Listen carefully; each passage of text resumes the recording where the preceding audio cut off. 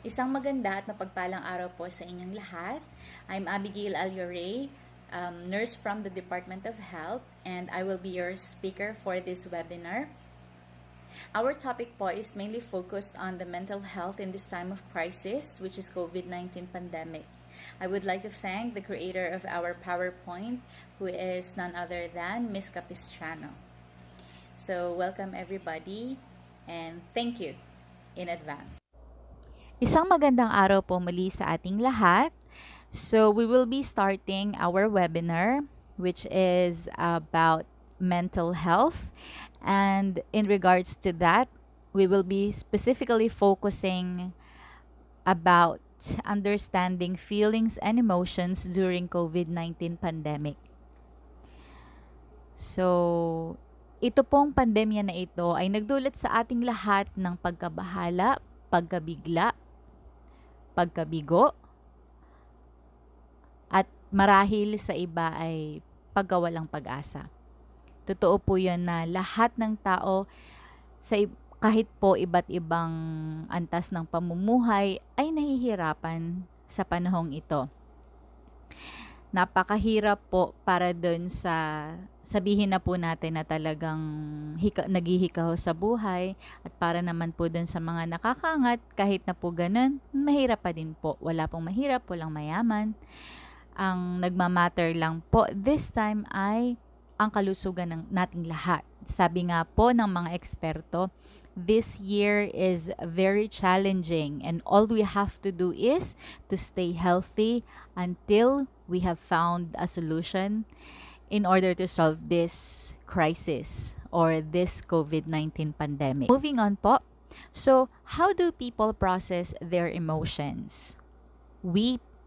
Everybody, we process our emotions in different ways. Meron po mga tao na madaling mag-share, madaling mag-process, o mag-express ng kanilang emotions, ng kanilang nararamdaman. At mayroon naman po na they find it really difficult to express themselves. May mga tao na masayahin pero malihim. Meron naman po mga tao na tahimik, pero when it comes to the matters of the heart or yung pong mga saloobin niya, she or he may be expressive. So, different people po talaga, hindi natin masasabi. Meron tayong mga ways on how we express our emotion. Now, ngayon po sa ating kinakaharap na pandemya, ang tanong ba is it okay if we feel that we are not okay? Okay lang ba na nararamdaman mo na hindi tama yung nangyayari? Okay lang ba na ma-frustrate ka sapagkat nawalan ka ng trabaho? Okay lang ba na ma-frustrate ka sapagkat maaari na hindi ganun kaganda ang takbo ng ating kabuhayan sa panahon ngayon?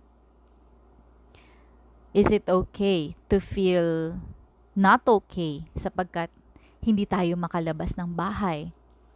Is it okay not to feel okay dahil hindi tayo makapag-travel? Hindi tayo makayakap sa ating mga mahal sa buhay, especially for those who are frontliners. Of course,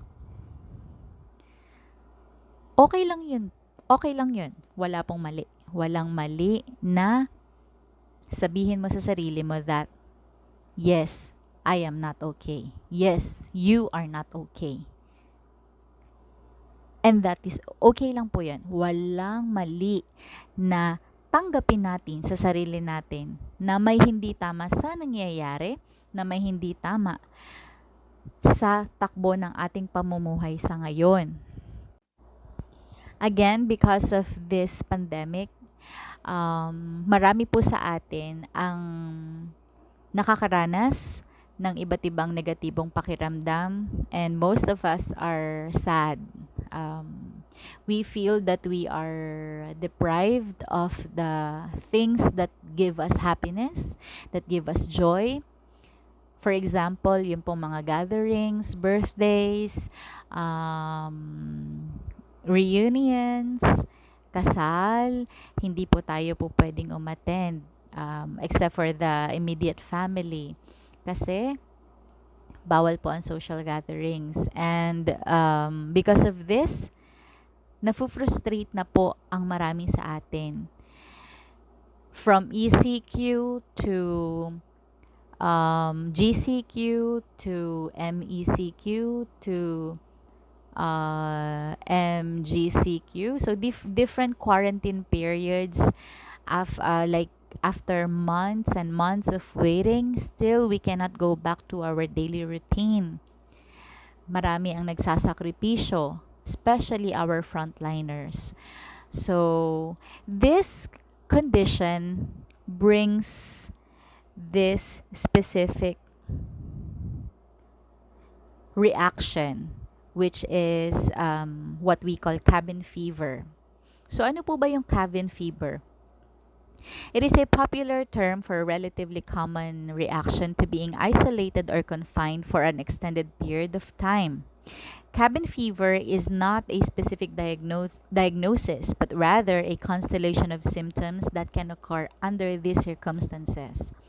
So, ito daw pong cabin fever na ito ay ito yung reaction natin ng mga tao sapagkat tayo ay nakakulong sa ating mga bahay for a relatively quite long period of time already kasi nag-start po ng March, then malapit na pong it's already September, malapit na pong magpasko, and yet hindi pa rin po tayo nakakabalik sa normal nating buhay.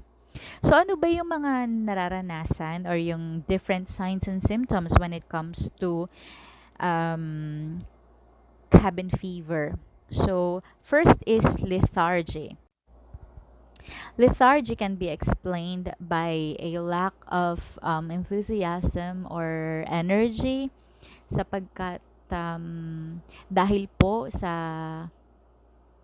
pagstay natin sa loob ng bahay for a long time, probably naiinip na yung ating mga sarili, ang ating isip. Kasi hindi po tayo makalabas, hindi tayo like what I've said a while ago, hindi natin magawa yung mga kadalasan nating ginagawa. Sadness or depression. So, ang pagkalungkot or a much deeper form of sadness, which is depression. Marami na din po ang nakakaranas nito, lalo-lalo na yung before the pandemic, may mga pinagdadaanan na po sila ng mga problems about their lives, about their families, and then after the pandemic, nawalan pa ng trabaho. So, it really adds up to the bulk of the things that bothers us, na nagdudulot sa atin ng pagkalungkot. At yun nga po, kapag hindi natin siya napaglabanan at hindi natin siya na-solve or na-settle sa ating mga sarili, it becomes a much more deeper, which is, it may lead to depression. Trouble concentrating. So, ito na nga yung dahil po hindi tayo makapag-concentrate because we are too much preoccupied with the things that worry us the most. So, yun pong mga iniisip natin, paano na ang bukas, what will happen in the coming months, in the coming year to come. Lack of patience, yan, marami na po ang nagagalit. Not only because of their frustration, kadalasan po nadadamay na po pati ang gobyerno at times. Nagda-doubt na rin po sila on what they believe in. So, nawawalan po ng tiwala sa sarili ang isang tao. Nawawalan na din po dun sa mga bagay na talagang pinaniniwalaan nila. Because nauubusan na sila ng pasensya. dun sa kanilang sitwasyon na hindi nila alam kung kailan dadating ang solusyon para dito. Food cravings. Yan nga po, marami yung nakikita ninyo sa Facebook or sa Instagram na napakadami na po yung nagpo-post that they have gained weight. Napakadami na po ng online sellers sapagkat napakadami ang nagugutom. They crave for different kinds of food. And of course, eating too much is not eating to live. That is already caused. This type of eating is already caused by stress, which is stress eating. We crave for different kinds of food because we think that it can satisfy us. Kaya nitong solusyonan yung sadness, yung depression na nararamdaman natin at the moment. And then we feel na kapag kinain ko to, masaya ako kasi favorite ko to. However, after eating that, we tend to feel bad once again. Bakit po? Kasi probably we get too fat or we gained weight. So of course, nadagdagan na naman ng another problem, yung problem natin kasi we need to lose weight. Of course, in order to regain our health and our strength. Decreased motivation. Ayan. So, decreased motivation, of course, it is brought by lethargy or yung sadness natin na sinasabi. Nawawala na ng direction or goal yung dating tao na alam niya kung anong gusto niya.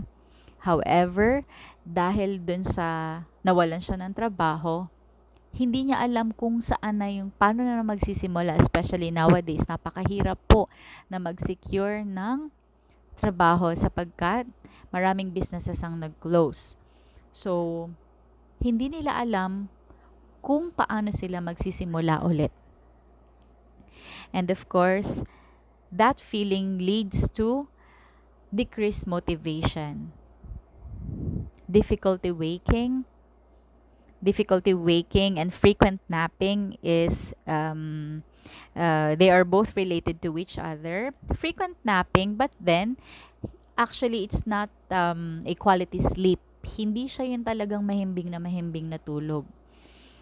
At times, probably marami po sa inyo napapanaginipan nyo pa yung mga iniisip ninyo. Like for example, yung mga fears ngayon, paano na pag wala akong trabaho pa rin at the end of the year, then next year, what will happen to my family? I'm sure nadadala pa natin yun sa pagtulog natin. Sapagkat yun yung palagi nating iniisip. Hopelessness. Yan. Ito na po yung probably yung worst case and worst feeling na marami ang nakakaranas as of the moment. But of course, let us not lose hope. Ito po ay, kasi ang isang negative na feeling tulad nito, pagkawala ng pag-asa sa buhay, it is extreme. Napakahirap nito na mabago or napakahirap tulungan ng isang tao na nawala na ng pag-asa sa buhay. The only person who can help that person is himself or herself. Siya lang po ang makakagawa noon. At syempre po, sasamahan lagi natin ng dasal kung ano man ang ating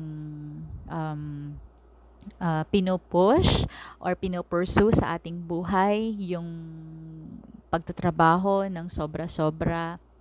As of now, yung mga nawalan ng trabaho, and then they sell online. Ibig pong sabihin, naghahanap sila ng ibang way ng pagkakabuhayan. Let us just work hard.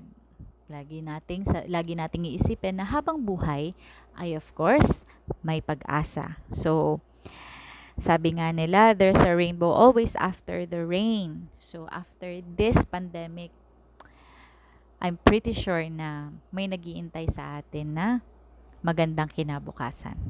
So, Let us move on to the next topic, which is overthinking versus critical thinking. So, what is overthinking? It is an act of thinking a particular scenario over and over again, like a never ending cycle. Whenever we overthink, we tend to seek the possibilities that can happen in the situation. However, we are not we are not even there yet.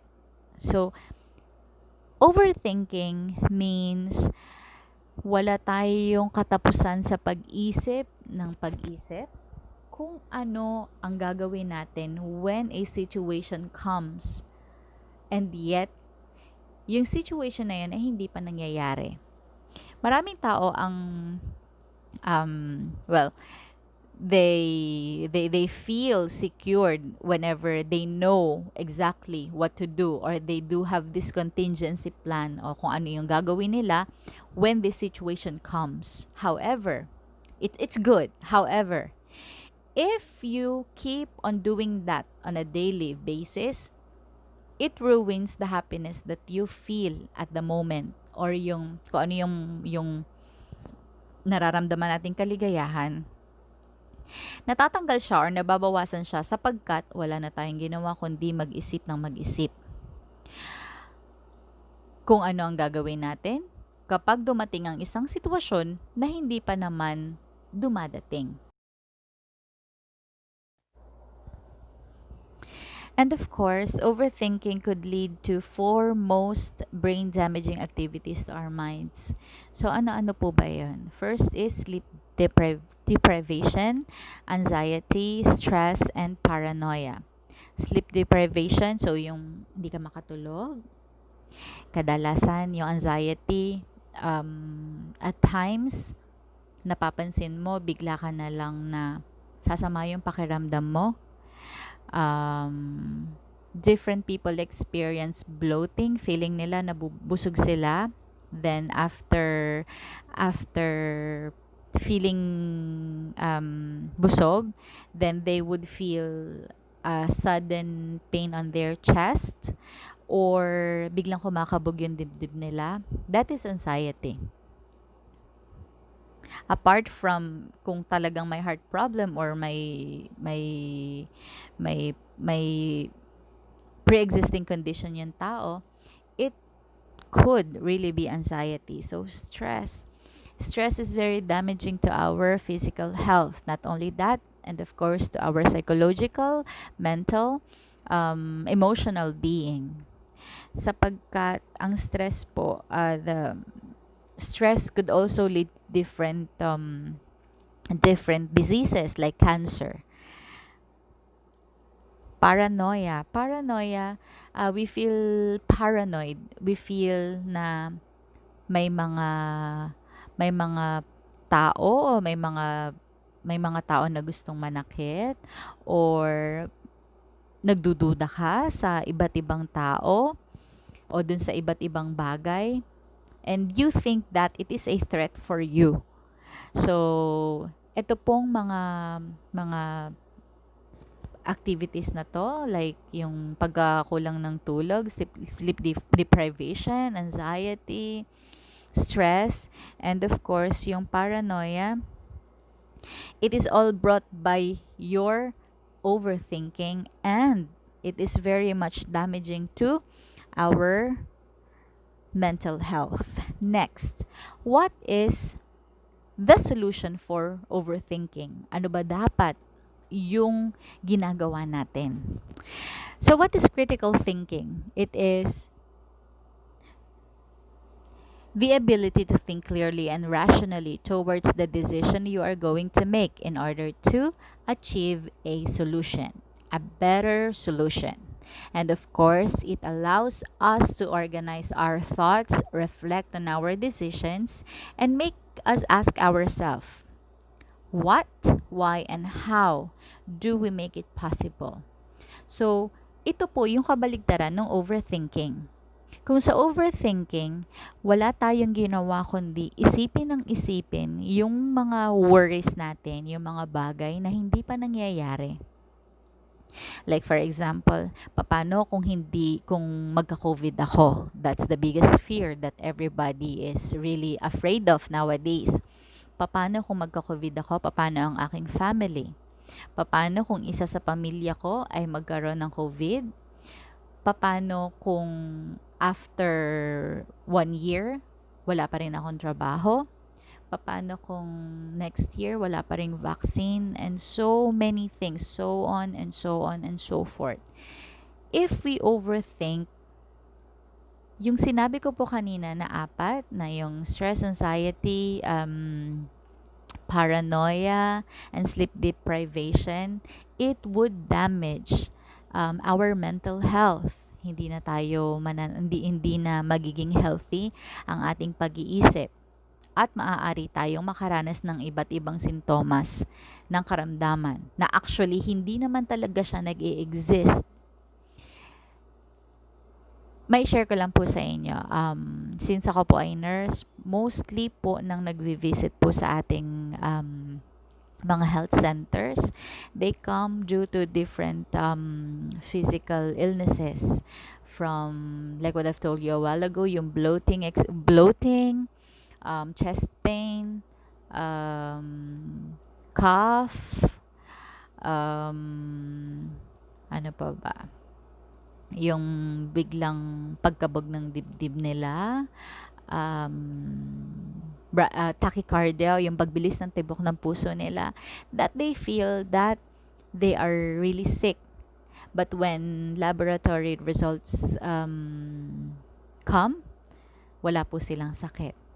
And this leads, and then they keep on coming back. They keep on coming back, and yet same lang naman po yung lumalabas, which is they are perfectly fine. Okay na okay po sila. But then, bakit ganun yung nangyayari? Bakit nafe-feel pa rin nila yung pakiramdam na yun? And that is because they overthink. So, ano yun? Yung critical thinking is the opposite of overthinking. When we think critically, mas nakakagawa tayo ng better solution dun sa kinakaharap natin na problema. So, like for example, let's take this as an example, yung tao na takot magka-COVID. Of course, wala naman po sa atin ang gustong mahawa ng COVID. But then, sa isang tao na nag-overthink, he or she might think na may COVID na ako, konting katinalalamunan, konting sakit ng ulo, I think I do have COVID. If you do that way, it hindi natatahimik yung ating pag-iisip, kasi isip tayo ng isip. We feel paranoid whenever we go out. We feel paranoid kasi nga feeling natin mahahawa tayo. So, if we think critically, ano yung dapat nating gawin? Of course, meron namang iba't ibang ways upang makaiwas sa COVID. So, instead of thinking na magkaka-COVID ka, that's the daily thing that you think of, like, magkaka-COVID ako. So, how do we deal with it? By thinking critically. That is practicing social distancing, washing our hands, wearing face mask, wearing face shield, and other protective equipment that we feel safe to wear, or that is of course accredited by the authorized agencies. So, maraming ways ako kumain ng masustansyang pagkain. Ano pa? We take vitamins, we exercise regularly. So, marami pong ways on how we can solve the problem itself as of the moment. Kung ano pa lamang yung ating nararanasan as of now. Sapagkat the future is uncertain. Hindi po din natin alam. Nobody knows what what will be the result of this crisis that we are facing right now. But then, isolve po natin kung ano yung maaari nating isolve at the moment. So we plan. Isipin po natin kung ano yung problema at the moment, and then let us write the different steps on how we can deal this problem that we have right now. Forget the problems that are not yet present and that are uncertain. Ibig pong sabihin, yung mga problema na hindi pa dumadating, na maaaring pwedeng mangyari, maaaring hindi pwedeng mangyari, kalimutan muna natin sila, and then we focus kung ano yung nagmamatter, kung ano yung mas importante na kinakaharap natin at the moment. By doing so, it leads to a better planning, it leads to a better quality of life, sapagkat naiiwasan natin na mag-overthink. So, of course, we can't control the situation, but we can focus on what we can control. Yun na nga po yung what is brought by being a critical thinker. So what can we do? First, we acknowledge our feelings and reach out to our friends and family for support.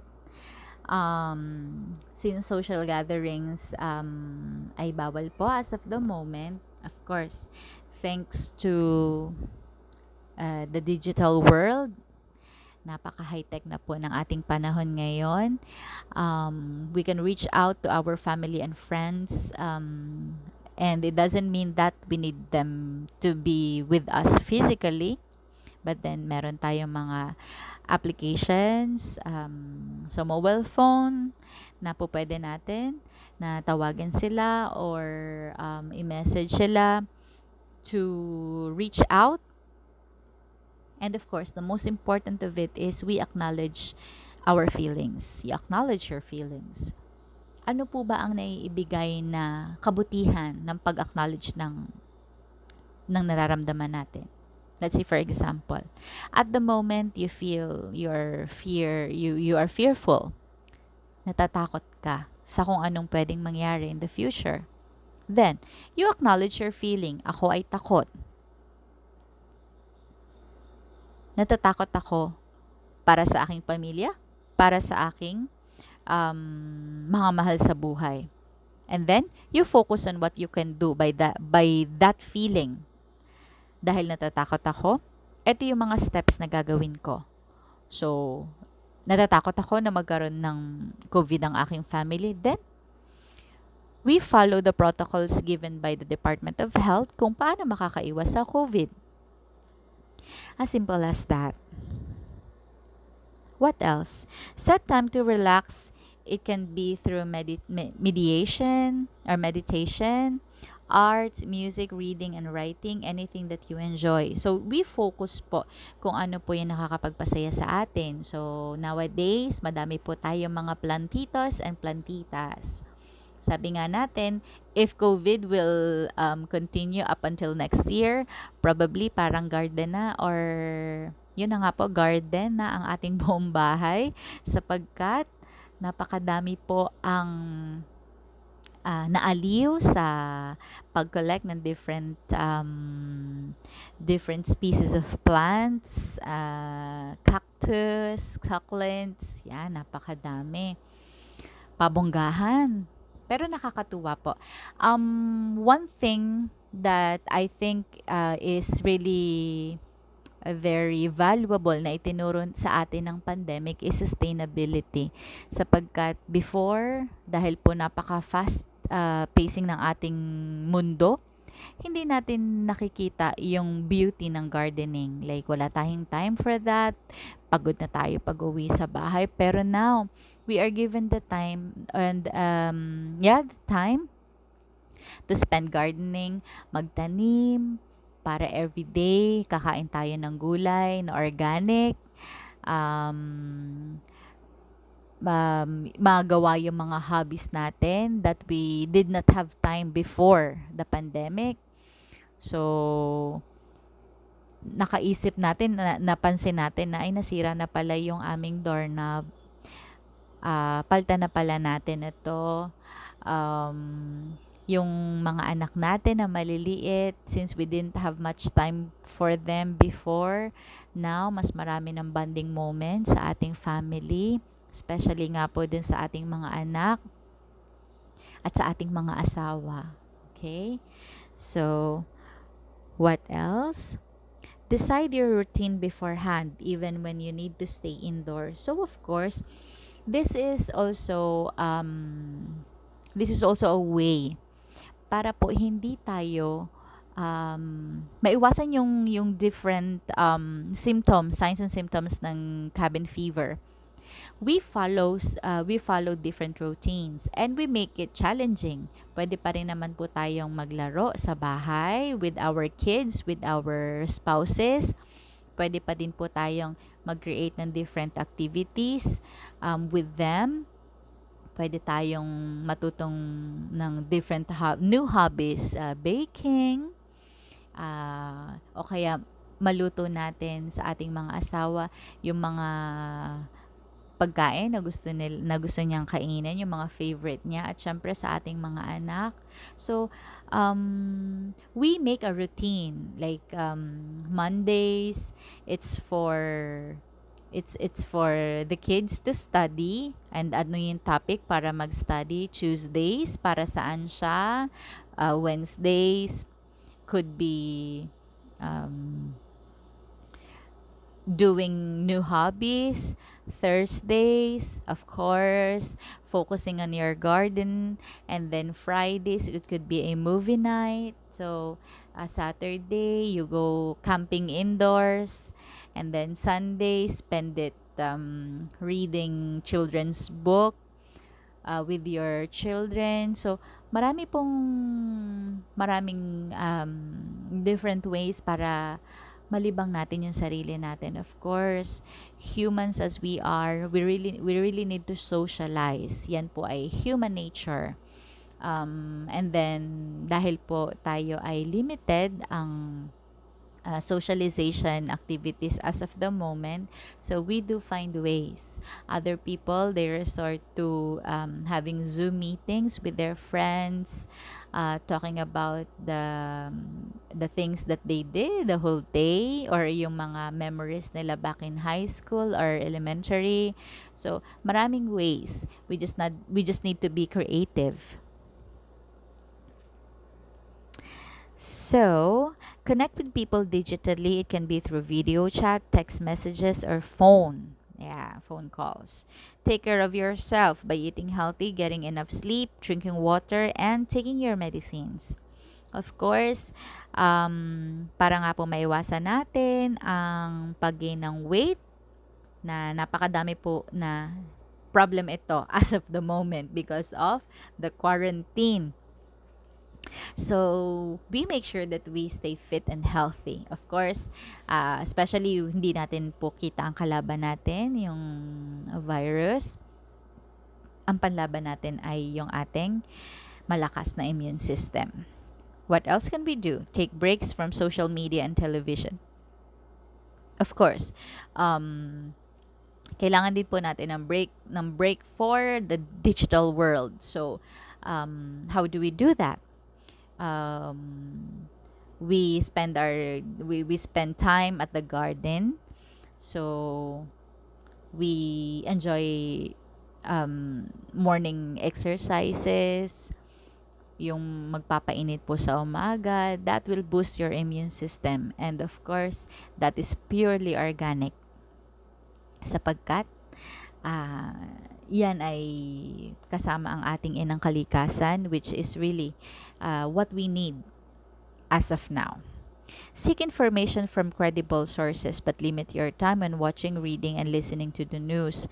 So, of course, marami sa atin ang hindi mahilig magbasa. So, this is the perfect time for us to enjoy reading what you enjoy the most.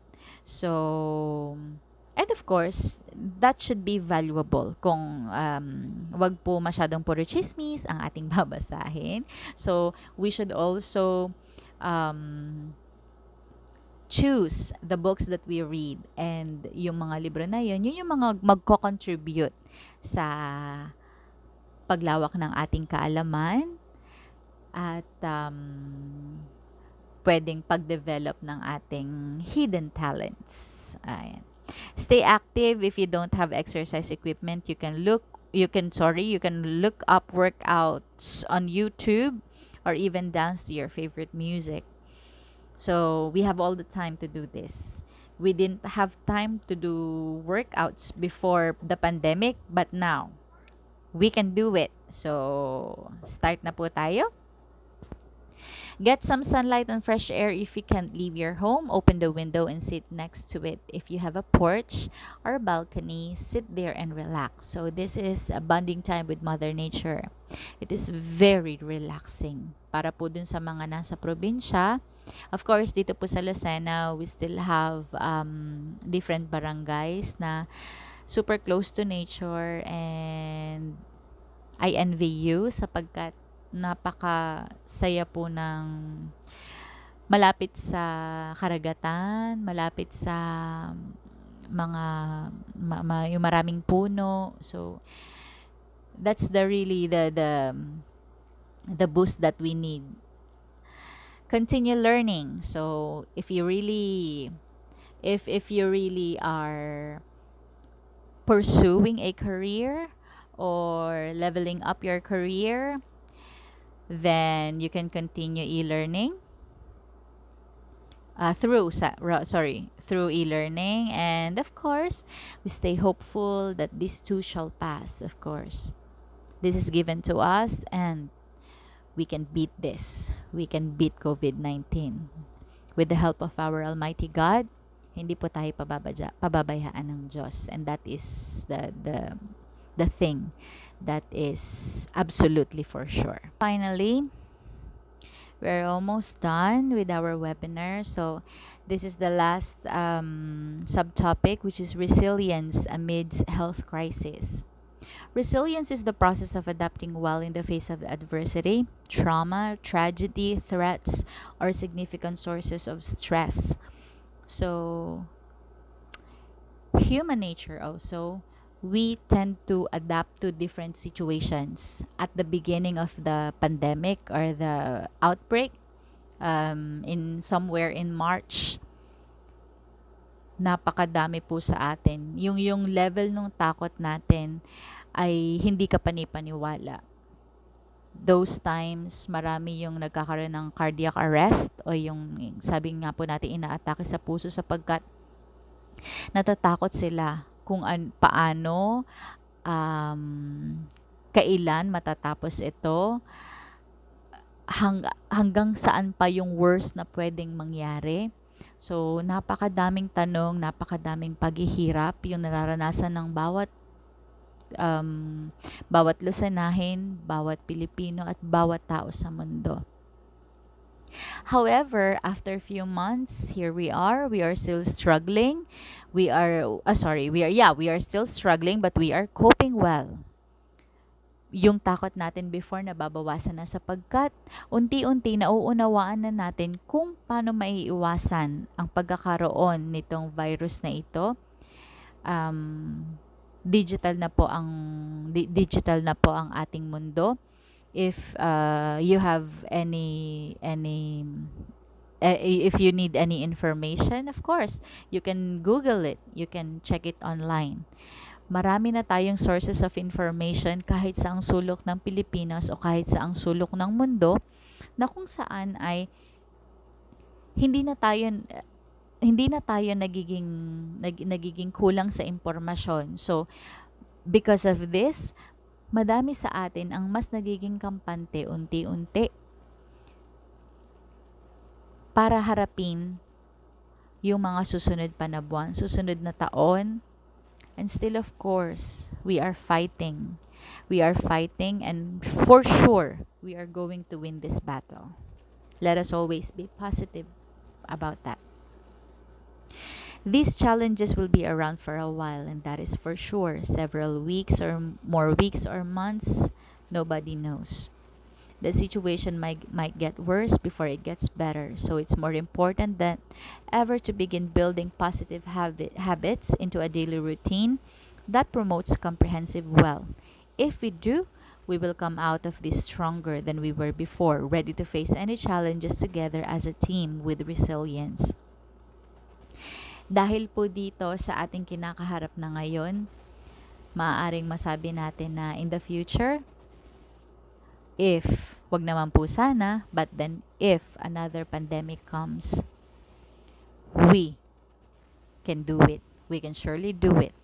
Sapagkat ito nga pong dumaan na pandemic, talagang everybody, even developed countries, they are all caught off guard.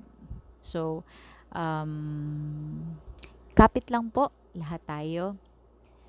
Matatapos din ito sa pagtutulungan and of course, sa paniniwala na matatapos din ito at most importantly, sa tulong ng may kapal, matatapos po itong lahat ng ating pinagdadaanan sa ngayon.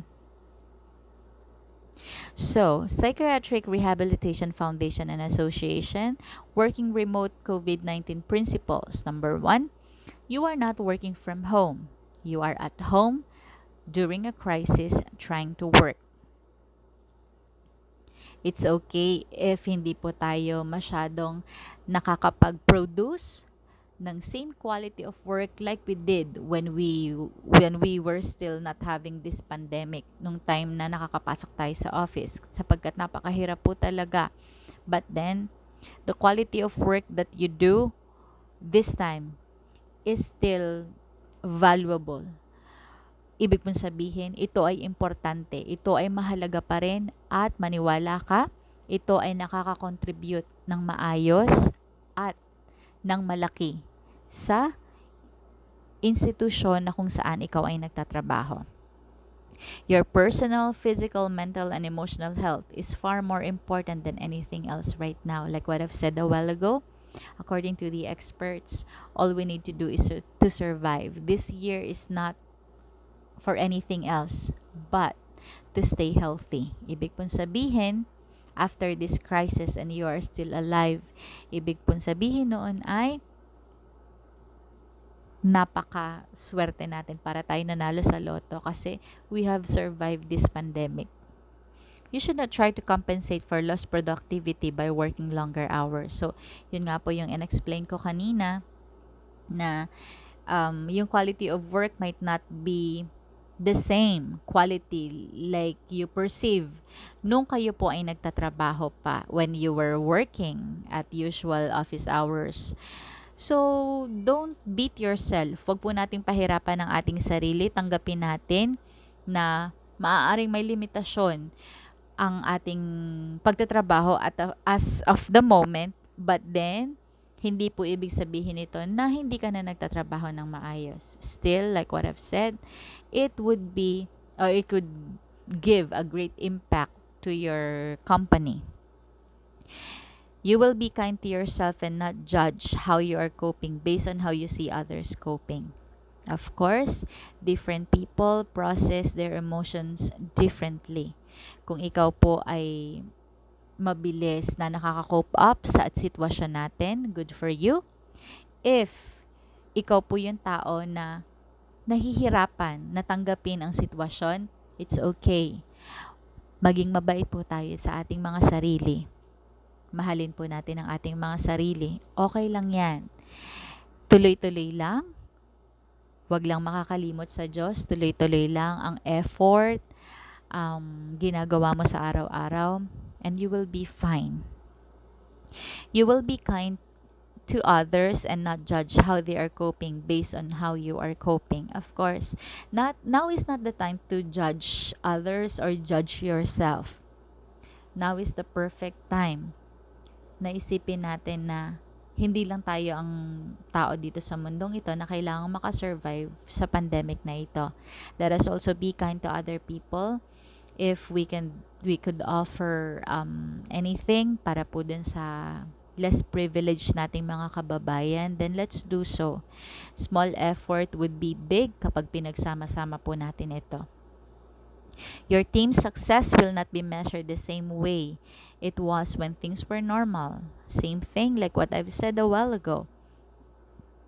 Still, kahit na hindi yung quality of work ay same as you perceived it, before, sorry. Still, it is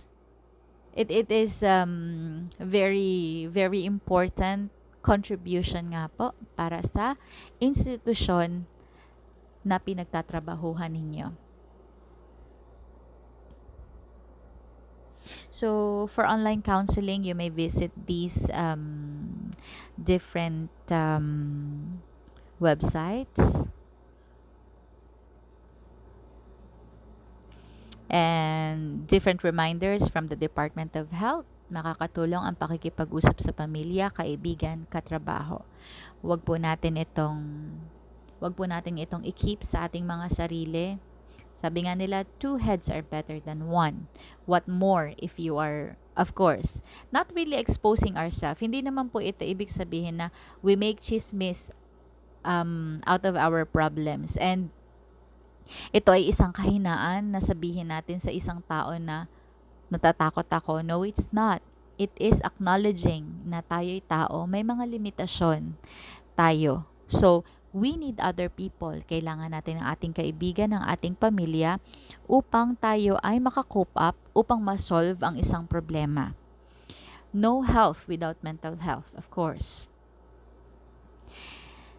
Hindi natin masasabi na tayo ay malusog kung ang ating pag-iisip ay hindi. Bakit? Sapagkat ang ating pag-iisip, ito ay isa sa pinaka-importante na aspeto ng ating pagkatao. Maraming tao ang nahihirapan na mag-cope up sa different situations. Maraming tao ang nahihirapan, like what I've said, especially nowadays. But then, if we just acknowledge that we are just humans and we have limitations, and we seek other people's opinions, other people's suggestions, it will be lighter. Mas magiging magaan ang ating pakiramdam, mas magiging magaan ang ating problema. Sapagkat ito ay na-share natin, nailabas natin siya, na-i-express natin sa mga tao na ating pinagkakatiwalaan. So, everybody po, thank you very much for participating in our webinar. I am very much privileged to be invited by Mr. Leo Malasmas. To all the facilitators, thank you very much, and of course, stay safe, sound, and healthy. Kita-kita po tayo hanggang sa matapos itong pandemic na ito, and I wish you all good luck, and together we can do this. Thank you very much po.